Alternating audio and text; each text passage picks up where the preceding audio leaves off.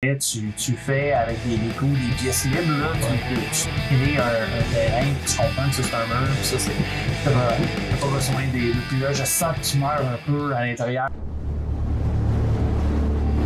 Dans cet épisode, on parle de Daggerheart et des terrains pour jouer.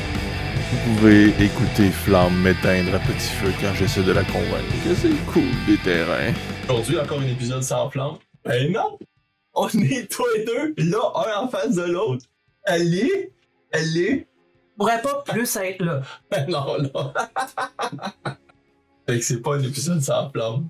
Mais ça demeure un épisode spécial. Ouais. Étant donné que je profite de mes vacances, je suis Flamme en vacances. Pour venir faire un tour chez toi, Ludo. Ouais. Et où est-ce que, justement, on voulait avoir la chance à un certain moment donné d'enregistrer un épisode où est-ce que tu me parles de tes terrains et des mini. Ben, tu nous parles de ça. Ouais. Donc, vraiment un monde que je connais pas. Et j'ai vraiment hâte d'embarquer là-dessus. Mais là, il y a des nouvelles dans le monde des jeux de rôle que si jamais on n'aborde pas le monde du jeu de rôle, la communauté, toute la communauté rôliste québécoise va nous en vouloir. C'est vrai. C'est terrible. Il se passe trop de choses. Déjà, le fait qu'on en parle si tard, je veux dire, on va se faire dire qu'on est... mais je suis sûr qu'il y a des personnes encore plus en retard que nous. Donc, on va pouvoir parler de ça. Et je vais commencer avec l'ouverture suivante. Qu'est-ce qui se passe à Donjon Dragon, Wizards of the Coast? Sûrement rien. Pourquoi il se passait quelque chose chez eux? Ben, tu sais, au début, on faisait « Ah, Jeremy Crawford quitte. Est-ce que ça veut dire quelque chose? » Puis là, on est Chris Perkins. Lui aussi, il quitte, mais... ou l'inverse, dans l'autre sens. On doit lire les lignes. Ou est-ce que c'est normal? C'est un plan de retraite et tout ça. Là, encore, des personnes qui partent. Je pense qu'il y a une VP qui s'en va de Wizards of the Coast. On a aussi Tom Kenrick qui faisait les vidéos. Donc, un des derniers visages familiers avec la communauté. Des personnes qui fait, à chaque fois qu'il y avait un UA ou je pense qu'il y a un livre officiel, il faisait des entrevues. Puis c'était quelqu'un qui a été cherché. J'ai fait un peu de recherche sur lui. Là. Il y avait sa propre chaîne où est-ce qu'il interviewait, donnait une place aux créateurs, n'est-ce pas? Oui. Et sur cette chaîne-là, il a été tellement populaire que c'est Wizards of the Coast qui ont été le chercher. Ouais. Puis il est devenu la figure, moi je l'ai découvert par les vidéos de Donjon Dragon, de Wizards of the Coast. Pour moi, il est devenu la figure de la personne qui parle de ça puis qui parle aux grands de Donjon Dragon, comme Jeremy Crawford ou encore Chris Perkins. Et là, pour que ce soit encore moins familier, on n'a plus Todd. Moi, je l'adorais, surtout avant qu'il soit pour Donjon Dragon. Donc toi, t'es heureux de ce qui se passe. Ouais, mettons, on peut le dire comme ça parce qu'il est excellent. Il était vraiment excellent. Et j'aimais bien sa chaîne. C'est une des chaînes que j'écoutais le plus. Okay. J'étais allé pour Donjon Dragon, j'ai fait comme ok, c'est cool ce qu'il soit allé chercher, il est bon. Et là, il faisait des interviews. Ça file moins. Ces interviews filent plus ou moins authentiques. Mais ça filait plus authentique avant. Ah ouais, quand il a interviewé Matt Mercer, là. Ouais. C'était drôle, tu voyais vraiment un fan qui rencontrait Matt. Oui, c'est ça, il était mourant. Comme bonjour, je suis avec Matt Mercer et moi, j'ai oublié mon nom parce que je suis trop nerveux dans ce genre-là. Il dit genre, je veux pas de questions à te poser, tu mets son épaule puis on va parler. Tu sais, genre. J'avais préparé l'entrevue, mais c'est de la merde. Ouais, c'est vraiment super bon. Puis, j'ai quasiment hâte qu'il retourne dans Devienne indépendant. Probablement que c'était pas si payant, évidemment. C'est pas facile. C'est pas comme si lui qui est parti. Non, c'est sûr. C'est sûr. Non, ouais. Puis il a pas recommencé tout de suite. Là. Il a pas dit, hey, pour moi, j'ai l'impression que peut-être ça donne un coup aussi. Là. Ben, peut-être aussi qu'il va s'en aller à Darrington Press pour Critical Role Daggerheart. Hein? Il va mourir. Je dis ça, sais-tu pourquoi je dis ça? Okay. Ben, tout le monde sait, il y a même eu un article, ça fait 10 ans pour Critical Role. Puis sais-tu quel cadeau ils se sont donnés? Non. Jeremy Crawford puis Chris Perkins. Alors leur retraite aura été courte. Les deux grands noms de Donjons et Dragons, un spécialiste des règles, un spécialiste pour les livres. ils sont fait contacter par Travis. Il a dit hey, si l'entrevue dans l'article est vraie, ben, si jamais ça vous tente, nous, on vous offrirait une place. Si jamais vous voulez venir, qu'est-ce qu'on fait, puis vous voulez comme mess around with that. Ouais. Donc, si vous voulez jouer avec qu'est-ce qu'on a créé, puis de tripoter un petit peu qu'est-ce qu'on a fait. Et ça a l'air, c'est tout ce que ça a pris. Parce qu'ils sont. Puis, on n'est même pas comme 6 mois plus tard. Là. On n'est même pas dans cet univers-là. Ils ont sauté dans le train d'Arlington Press. On ne sait pas si c'est pour Daggerheart. J'entends dire que non. T'as entendu dire de. Mais ça, c'est des opinions. Je suis allé sur le Discord parce que. Oui. Je suis pas bien sur ces deux personnes-là. C'est vrai! Ouais. C'est vrai, oui. Moi, j'étais content que Donjon Dragon, je dis bon, enfin, du 109, on va changer parce que, sérieusement, on en parlait un peu tantôt, avec tout l'espoir que j'avais de la 5e édition qui commence à diminuer de livre en livre, je suis rendu pas mal à me dire, je sais pas comment ils vont réussir pour remonter ça dans la sorte. Puis, tu sais, je pense qu'il y a des bonnes ventes, puis tout, là. Mais, en tant que joueur de la première édition, qui a joué la 2e édition, puis qui a vu tout le lore, puis toutes les affaires, puis là, me semble, j'ai l'impression d'être toujours assoiffé. J'ai l'impression de jamais rassasier. Puis pas dans le sens que donnez-moi en plus, dans le sens que ça me prend quelque chose. Ça prend quelque chose de nouveau, de moderne, puis de bien fait, c'est ça? Puis selon moi, les pires livres qui sont arrivés, c'est ceux-là, ces deux-là étaient le plus fiers. Le livre de à l'espace, dans l'espace de l'Astral Sea, là. Donc tu parles de Spelljammer? Ouais, Spelljammer. Il était fier de Spelljammer? Ouais. Puis elle l'a refait en 3 livres, puis tout. Puis tu sais, j'ai quand l'écouté parler avec toi, puis tout. J'ai écouté tout le temps ces épisodes-là, puis j'ai comme, ah oui, tu sais. Je pogne le livre, je suis comme, ouf. Non, ça représente pas la qualité à laquelle je m'attendais, tu sais, le hype pis tout, tu sais, genre, je sais pas combien de pages, 20 quelques pages de juste un dessin d'un bateau avec des stats, là, moi, en tout cas. Ah, pis les stats, on pourrait en parler longtemps, je trouvais que il y avait pas moyen d'avoir moins intéressant en termes de bataille. Spatiale. Je pense que la règle, en gros, c'est il y a peut-être 2-3 coups de canon de part et d'autre, puis le combat commence quand il y a un abordage. Ouais. Non. Beaucoup de gens déçus là-dessus. Je fais ça de Dragonlance, qui aussi, c'était comme, wow. Fait qu'un genre, il a voulu faire un genre de jeu de société avec. Tout ça. J'ai acheté ça, moi, en me disant, c'est une méchante bonne idée, je commence à lire les règles, je regarde un peu de quoi ça marche, je suis comme. Déçu aussi. Je pense pas que je vais jouer à ça, tu sais. Fait que, tu sais, là, ils s'en vont sur. En tout cas, fait que là, je suis allé lire. Et je suis allé voir sur Discord, pis tout, pis ça a l'air que le gars qui a créé Daggerheart, il dit que non, c'est encore lui qui va être le créateur. Donc, Spencer Stark. Ouais. Qui est connu pour d'autres jeux comme Alice Missing. En fait, il a travaillé vraiment sur plusieurs systèmes. Et c'est donc, lui, il demeure en tête de s'occuper de ce jeu. Ouais. Est-ce que ça se peut quand même qu'ils ont une influence sur ce jeu? Parce que là, ils vont prendre des gros rôles de ces 2 personnes qui sont vraiment très expérimentées pour runner des équipes. Ouais. Donc, Et il y a beaucoup de personnes d'ailleurs qui disent, et là, c'est là où est-ce que je vais aller peut-être à l'encontre de ce que tu dis, c'est pas autant que ces créateurs-là, le contenu, ils font du mauvais contenu, autant qu'ils étaient serrés et pris et encartonnés et limités dans ce qu'ils pouvaient produire. Là, ils vont voir l'espace. Ouais. Je sens ton scepticisme. Non, mais je peux comprendre. Ouais. C'est vrai qu'une des choses qui est intéressante avec Daggerheart, c'est c'est rafraîchissant. Ouais. Ça feel moderne. Ça va chercher des éléments gagnants, des façons de jouer de plusieurs autres systèmes. Donc, ça apporte sa propre chose qui est différente de qu'est-ce que Donjon Dragon apporte. De ce côté-là, je peux comprendre le fait de « Hey, va pas me remettre des vieux de la vieille nécessairement qui... » pour toi, on peut prouver qu'ils étaient capables de faire des produits dont tu avais besoin.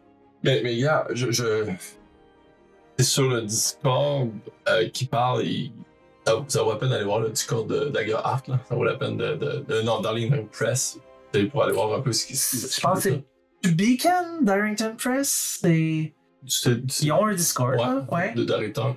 Puis, de toute façon, nous autres, sur notre Discord aussi, on va suivre un peu ce qu'il dit, on va continuer à donner cette information-là.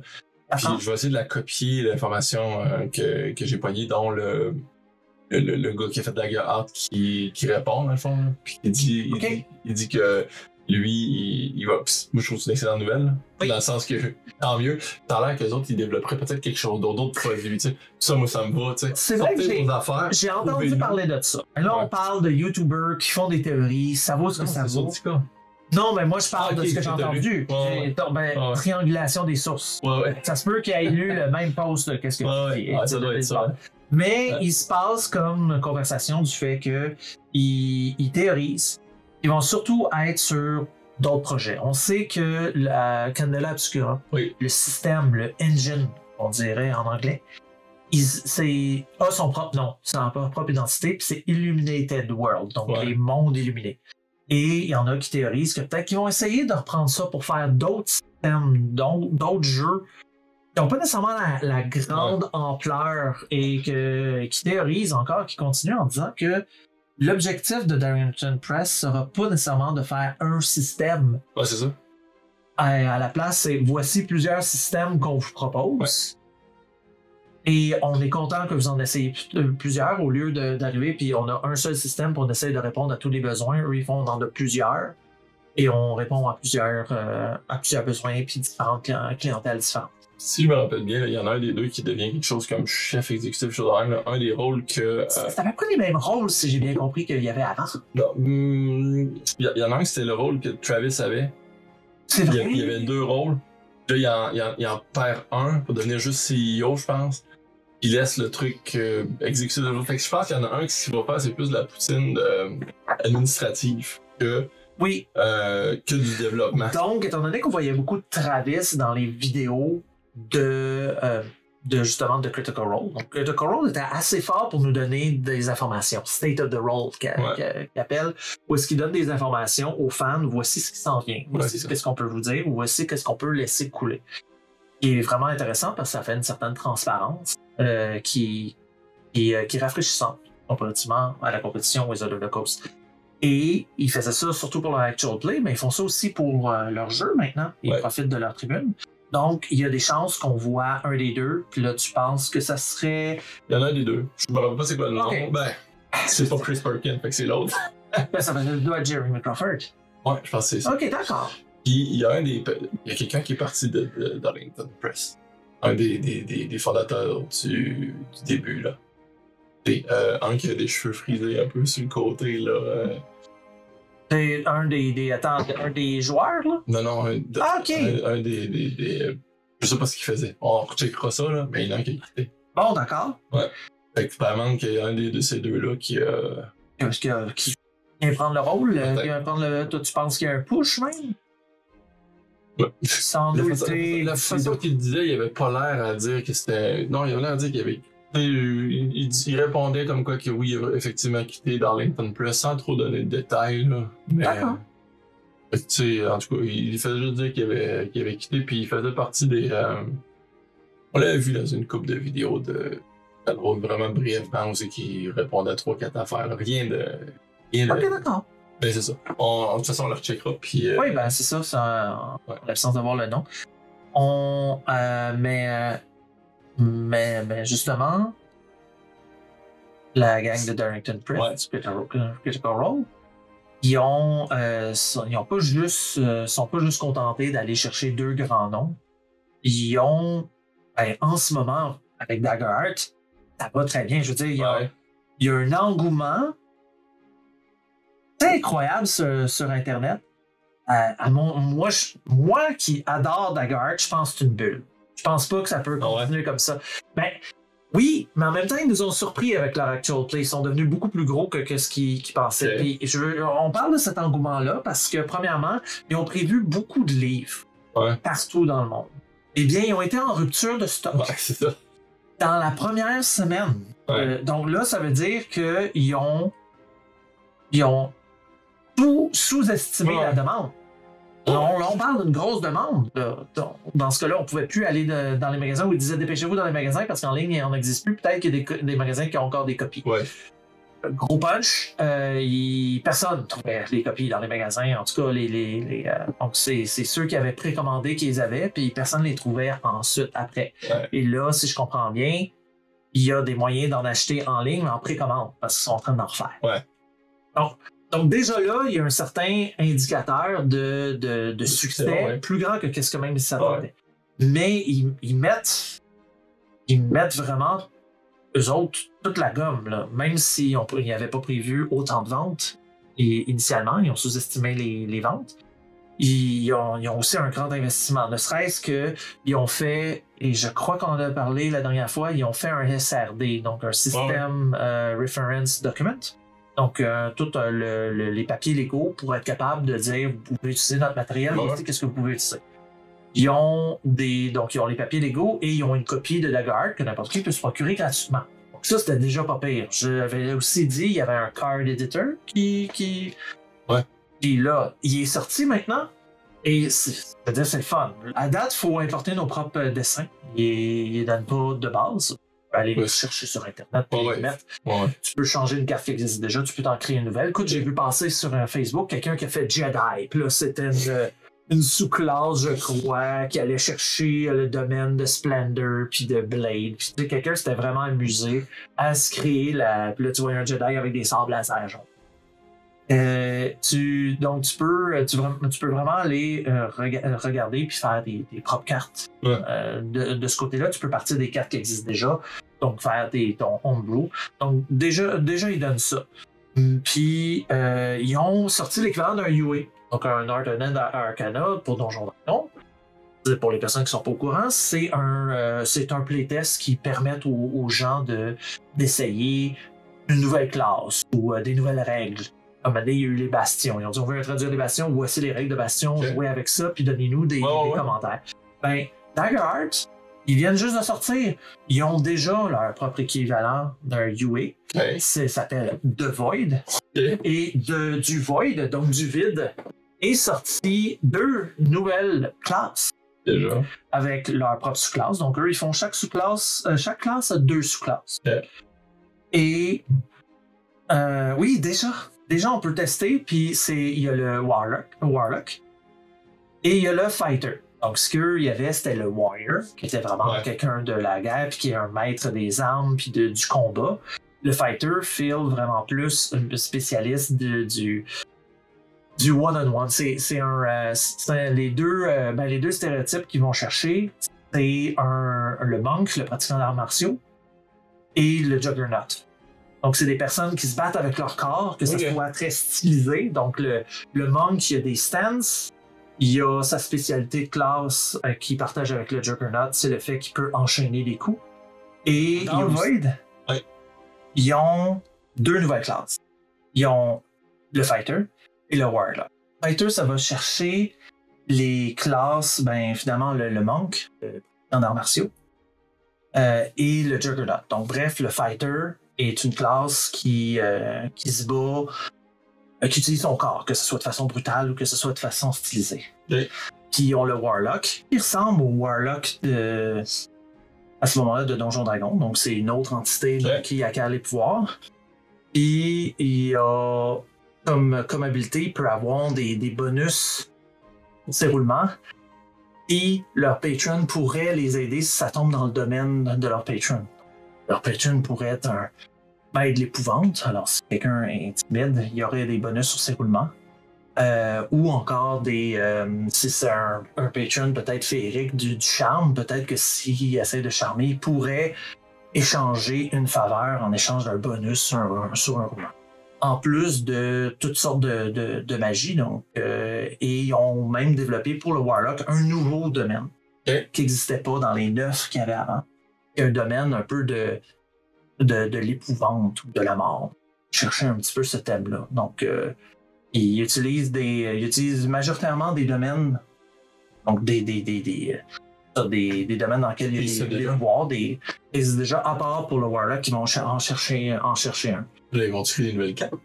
Donc, les nouvelles cartes sont créées, mais ils n'ont pas encore les dessins. Puis, tu sais, c'est accessible gratuitement. Ouais. C'est accessible à c'est ça. Donc, des choses qui bougent du côté de Hasbro, des choses qui bougent de Dungeon Press. Est-ce que je pense qu'ils vont manger le lunch à Donjon Dragon? Pas pantoute. Mais ils vont une coupe de bouchées par-ci par-là. Ça va pas être un Dungeon Killer, mais ça va peut-être être un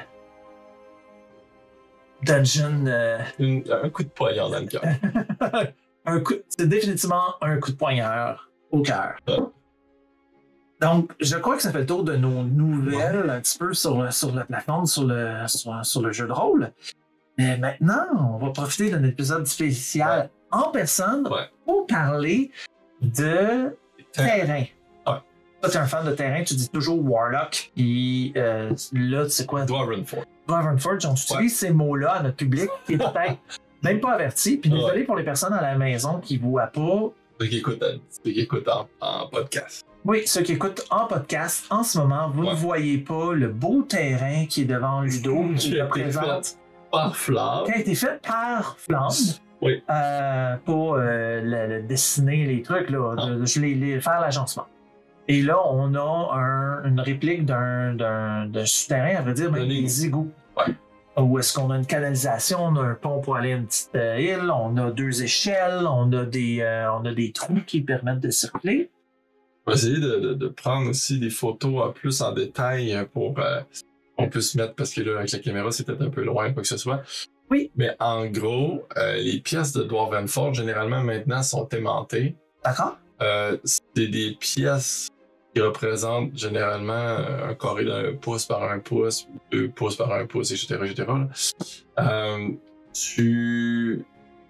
Ils sont faits pour fitter les grilles de Donjon Dragon, mettons, qui utilisent du pouce par pouce.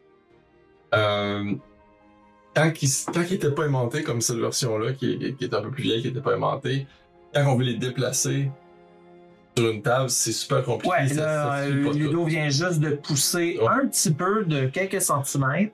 Les morceaux et ça s'est tout défait. Donc, ils ont pensé, c'est ça, ils ont aimanté, puis il y a des plaques de métal avec un remis avec un tissu d'un terrain qui procure tant aussi qu'on peut acheter, qui représente différents terrains. Il y en a qui c'est ça. D'un côté, on voit de la terre avec un peu d'eau au centre, puis d'un autre côté, c'est juste de la mer. Il y en a que c'est, exemple, des terres comme un souterrain, pas comme un souterrain, comme des égouts. Il y en a que c'est comme de la pierre. C'est ça. Donc, sur ces plaques-là, on met les terrains. Généralement, on met le terrain dessus. C'est aimanté, donc on peut bouger. Ça se bouge.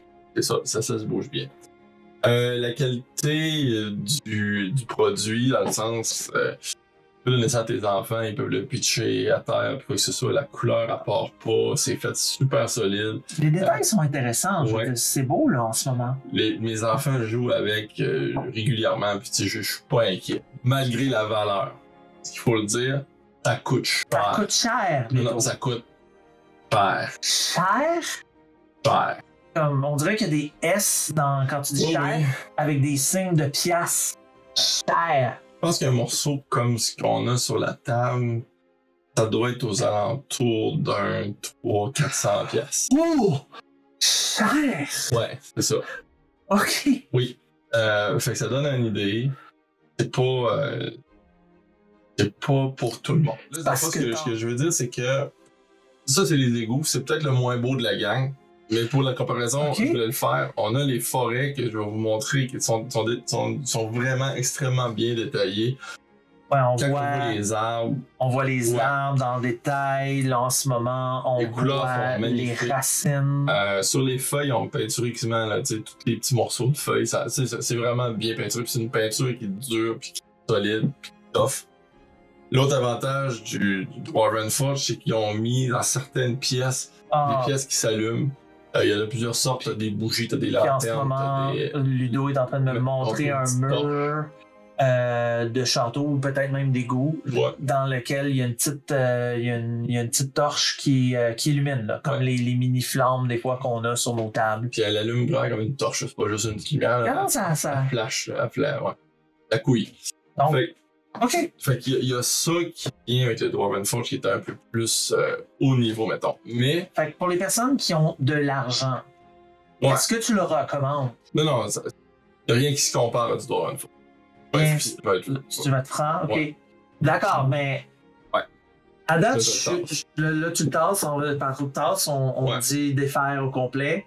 Donc, mais à date, je suis pas nécessairement convaincu que personnellement, je vais arrêter de faire des petits dessins sur un morceau de papier. Non. Mais il existe l'autre. Le rival? Ouais, un bon rival. Je te dirais qu'il y a d'autres choses, mais un des. Il est rendu qu'il y a d'autres rivaux.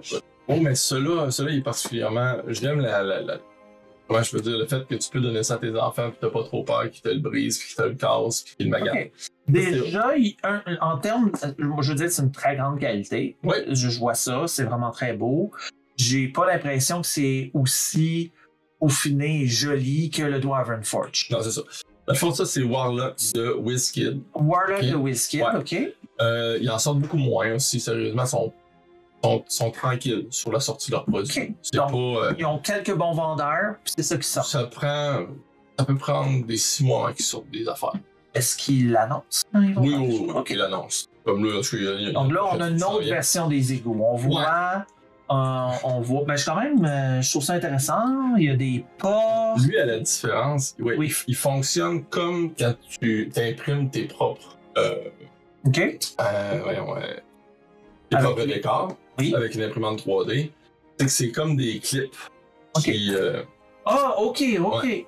Je comprends. Fait que tu peux créer ton bâtiment, en tout cas ton plateau que tu veux faire. Tu clips parce des clips. Là, tu étais capable de le bouger d'un sens ou d'un autre. Ça tient ensemble. Comparativement il faut mettre quand même un certain effort pour le déclipper. Là, c'est bien fait. Puis tu sais, je suis rough avec, puis ça n'a jamais cassé. OK. Puis tu sais, non, puis les enfants sont rough avec, puis ça n'a jamais cassé. Fait que c'est pas inquiétant au niveau de la qualité, je vous le dis tout de suite.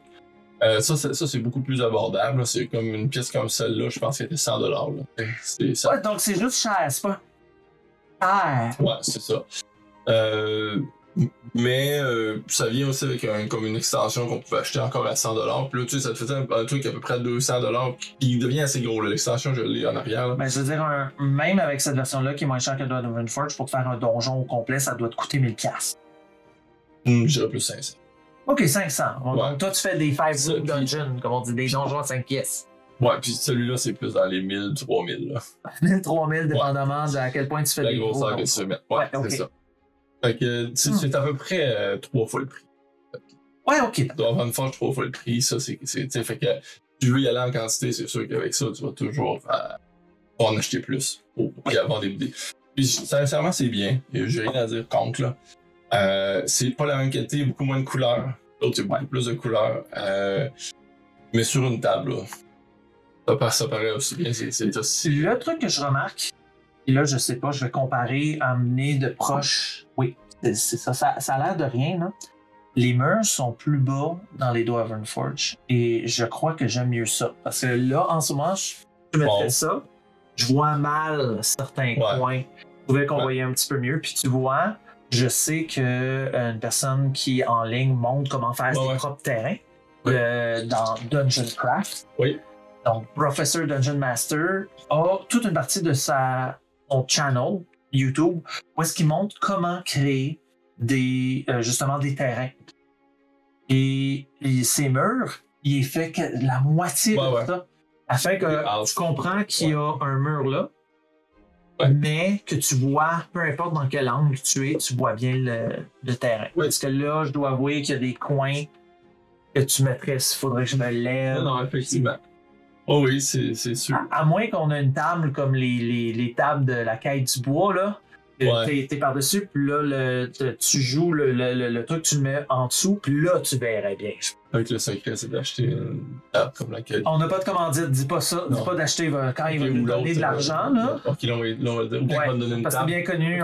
Il y en a une couple qui en font, avec le premier qui donne une table, on va parler de lui. Ben, il m'a pas donné une table, mais j'ai acheté une table. Tu savais pas?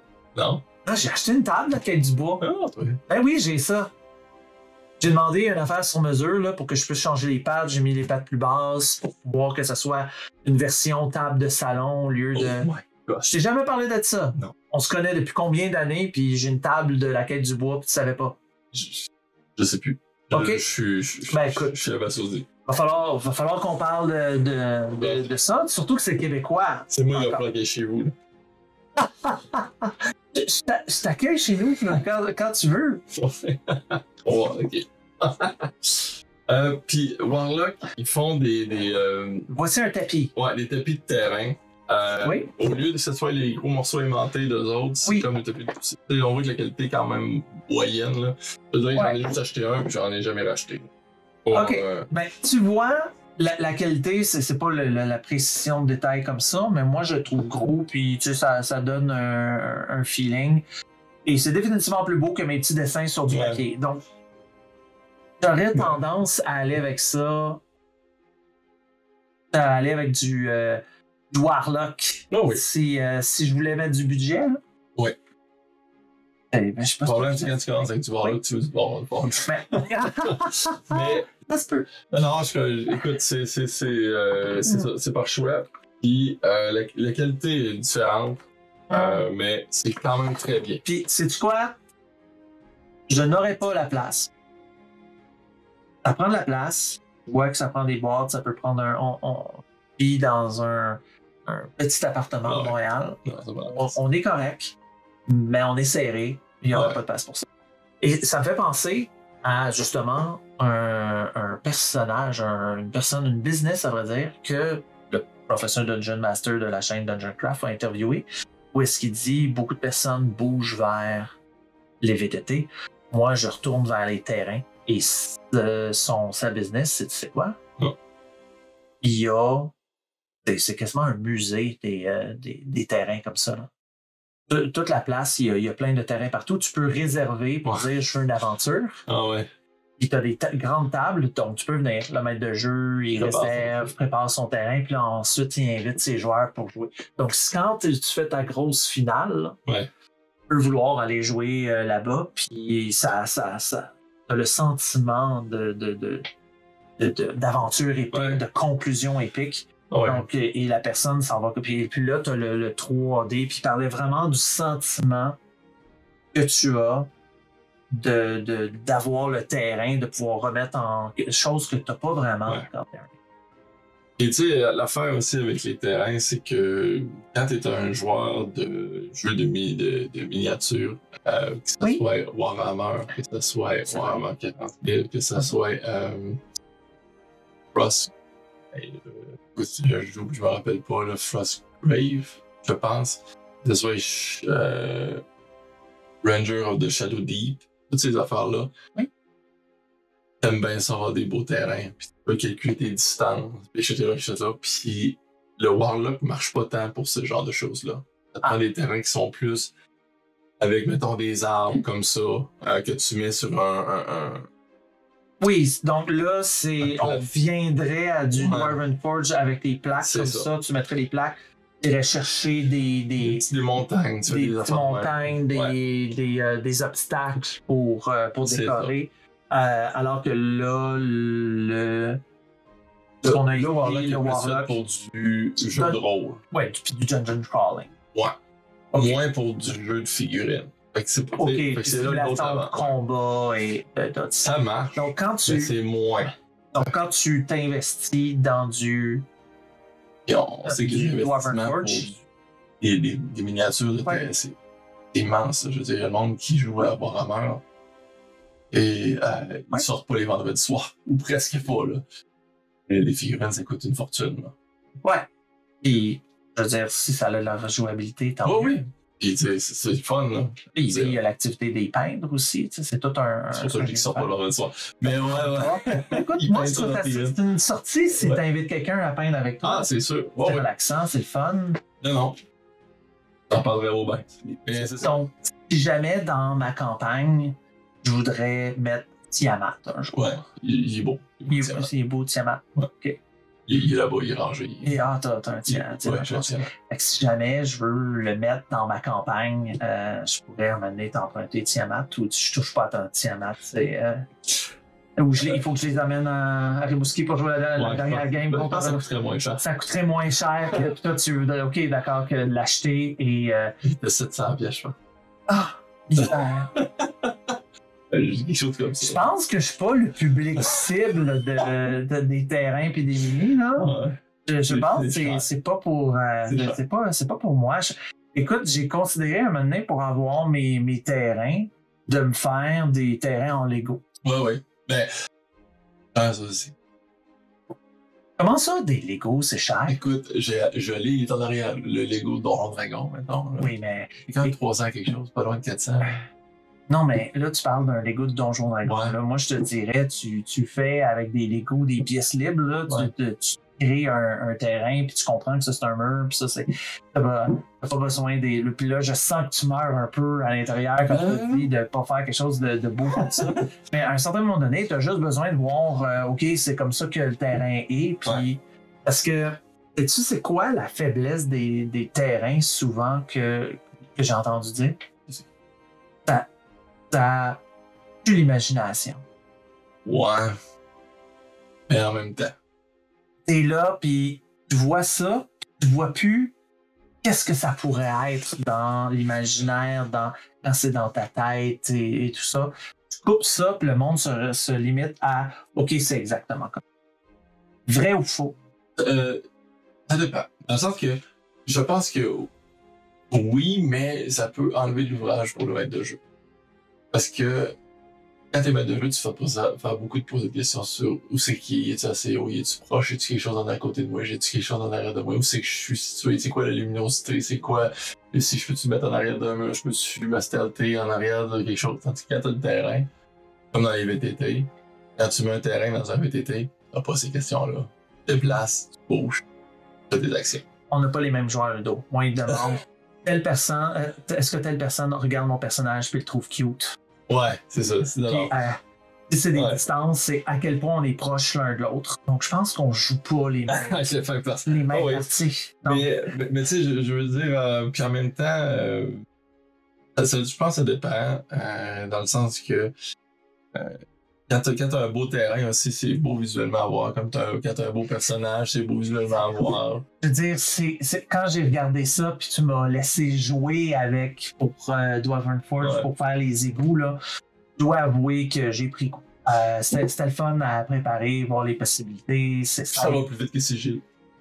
J'ai dû chercher dans la boîte, mais j'ai pas eu l'impression de devoir scroll. Exact. Oui, et y a-tu moyen de créer ça en 3D, faire plusieurs étages, puis que ça tienne? Oui. Okay.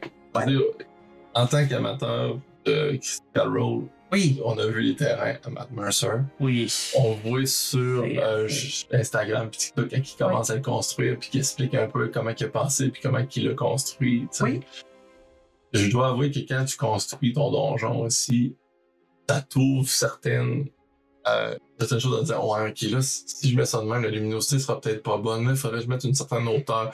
Ah, là, ça serait beau s'il y avait, mettons, un arbre qui cacherait telle chose. Ce que j'ai remarqué, quand j'avais construit mon donjon, et là, on parle même pas dans 3D comme ça, mais quand je fais la carte, même si je sais qu'on va, je vais le décrire, tu vois?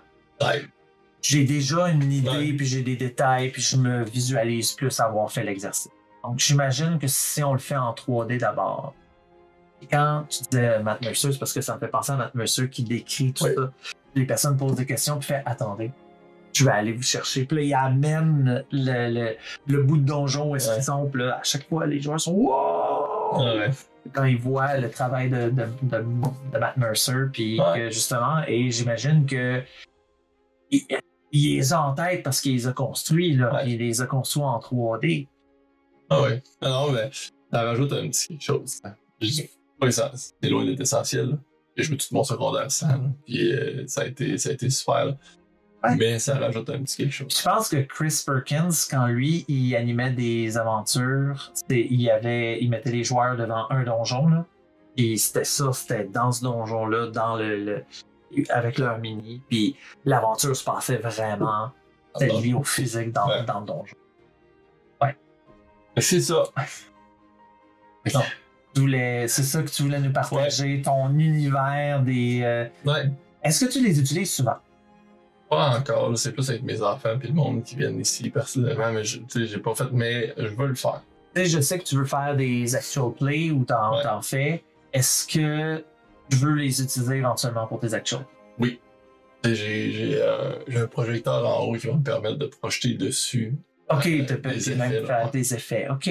Ouais. Mais tu sais, dans un prochain épisode. Dans le prochain épisode? Ok, ben on va. de ça, puis si le monde s'intéresse, je vais expliquer comment j'ai fait. Ok, alors ben oui, on pourrait en faire ça. Donc le monde, ils peuvent déjà, s'ils ont des questions maintenant, ils peuvent te poser des questions dans la communauté de jeux de rôle. Oui. Et si les personnes veulent faire des débats, est-ce qu'on c'est bon les terrains ou c'est la mort de l'imagination? Ils peuvent aussi en parler sur... Exact. Parce que dans ce podcast-ci, on aime le drame. Non. Non? OK. D'accord. Mais bon, oui, on peut bien discuter, sans problème. Excellent. Merci, Ludo, de nous avoir partagé ton univers et tes centaines de dollars en matériel. Ouais, ben merci d'être venu dans mon donjon. Puis j'espère te revoir dans mon donjon aussi une autre fois. D'ailleurs, tout le monde dit que oui, on peut revoir Flamme dans le donjon. Tout le monde? Pas dit ça? Non, il va falloir qu'il le fasse. En dessous de la vidéo. Ouais, allez commenter sous la vidéo. Ok, d'accord. On veut que Flamme soit plus souvent à Rimouski. Ouais. Au moins une fois par année. Ben là, une fois par année, c'est sûr, Ludo. Alors, je crois que c'était tout pour le spécial où est-ce que je venais cette année chez toi. Et c'est vraiment le fun d'enregistrer en public comme ça. J'espère de pouvoir le refaire. Mais sinon, je te revois et je revois les spectateurs quand on va revenir chez nous respectivement. Merci.